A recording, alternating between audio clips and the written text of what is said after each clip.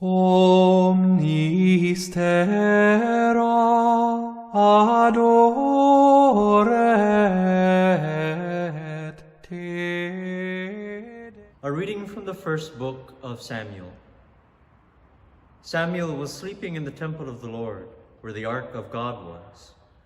The Lord called to Samuel, who answered, "Here I am." Samuel ran to Eli and said, "Here I am, you called me." "I did not call you," Eli said. "Go back to sleep." So he went back to sleep. Again the Lord called Samuel, who rose and went to Eli. "Here I am," he said, "you called me." But Eli answered, "I did not call you, my son. Go back to sleep." At that time Samuel was not familiar with the Lord, because the Lord had not revealed anything to him as yet.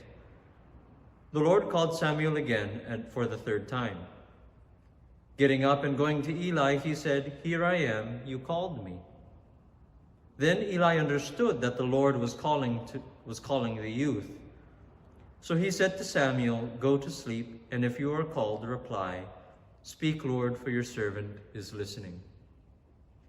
When Samuel went to sleep in his place, the Lord came and revealed his presence, calling out as before, "Samuel, Samuel."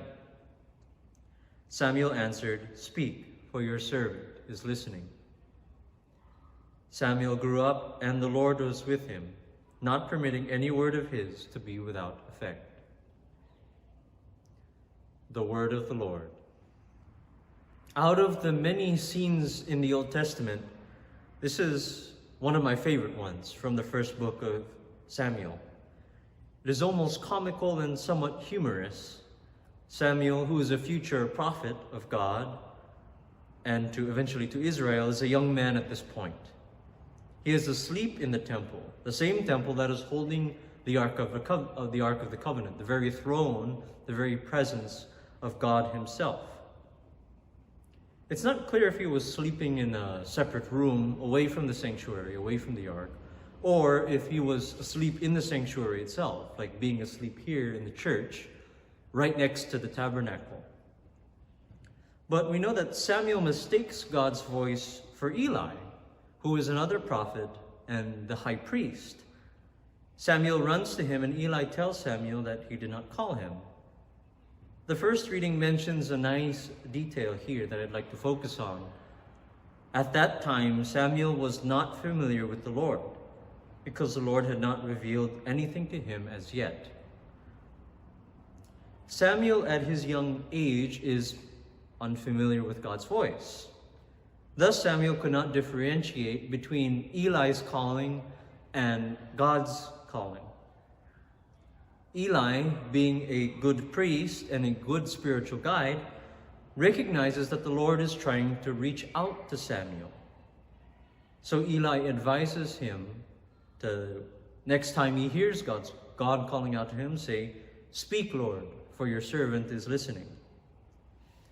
The reading highlights one of the many roles of a priest, a spiritual guide.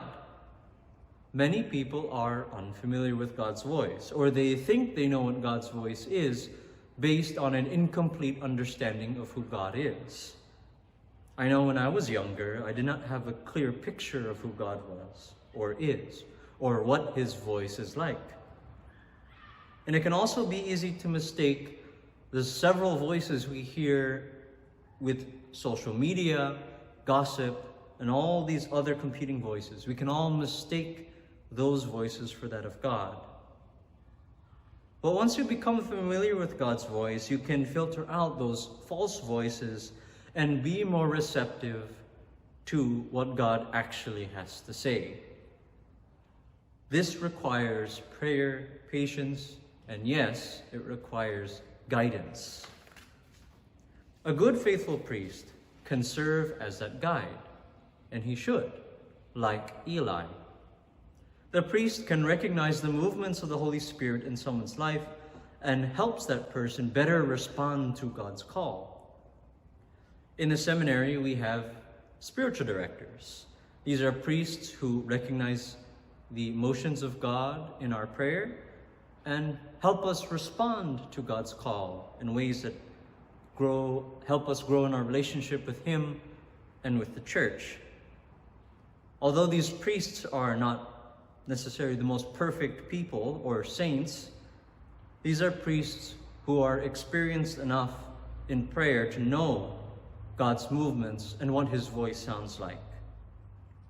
These are priests who are eager to help others spiritually in order to help us grow in relationship with God. Of course, the advice that Eli gives to Samuel requires action. Samuel then goes and does as he is instructed. So prayer is important. Time must be set aside to accustom ourselves to God's voice. The other voices of the world need to be put aside. It's like having a close friend. You know what a friend would or would not say. When you hear something that contradicts what you know of the friend, you would say, oh, my friend would never say that. He would never say such things because I know that person.